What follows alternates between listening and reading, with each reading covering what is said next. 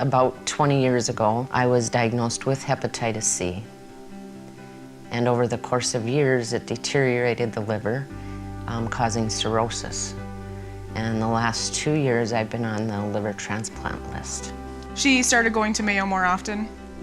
And then within the last 2 years, she started not feeling very well. She was always cold.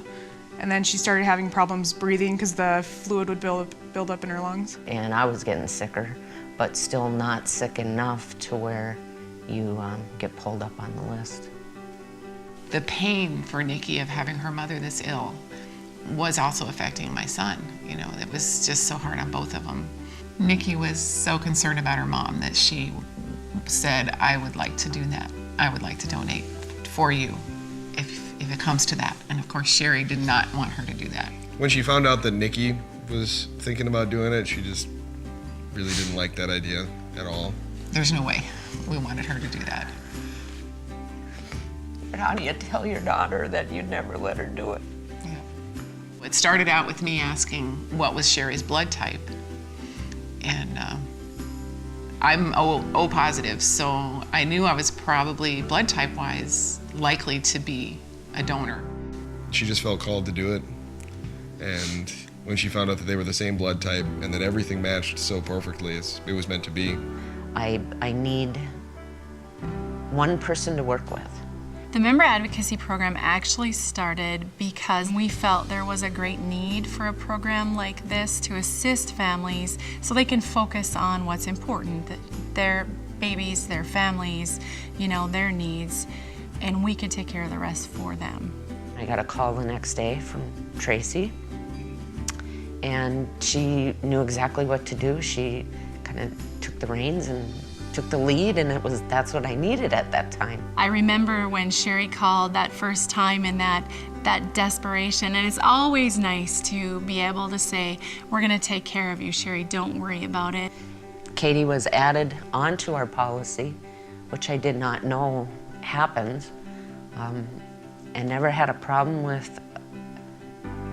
I never had to call and check on any medical bills. I never had to worry about what was covered, what wasn't. I worked with just Tracey, and I knew what was going on. And that was the best thing we could have ever done, is to bring them both in, work together with them to make sure that everything got taken care of. It was just made it so smooth for them, even though we did a lot of work on the back end, but it was wonderful to work with them.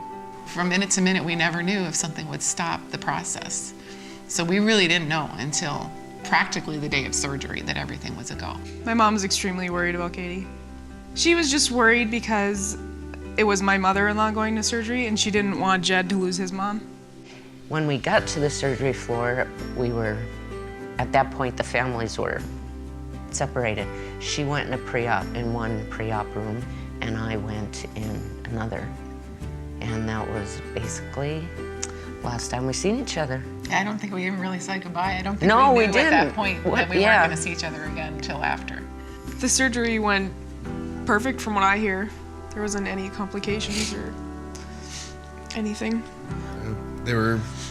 During the surgery, they were giving us the play-by-play, and we were keeping everybody updated on Facebook and whatnot. When I knew the surgery was coming up, I wanted to call so bad, and I waited, not knowing how long Cherie would be in surgery, not knowing how long Katie would be in surgery. I told my husband throughout this month, the month prior to surgery, that no matter what happens, every time I wake up after surgery in the ICU, he's got to tell me how she is.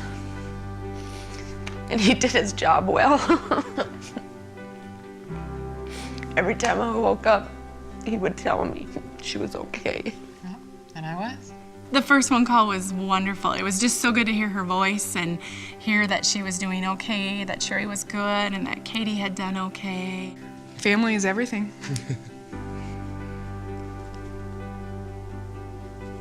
Now, I'm doing good, thanks to her. My favorite text I got from Cherie was, I think it was in January or February, it was in January, I think, she said, I have normal liver and kidney function for the first time in 20 years. That was the goal. And we met that goal.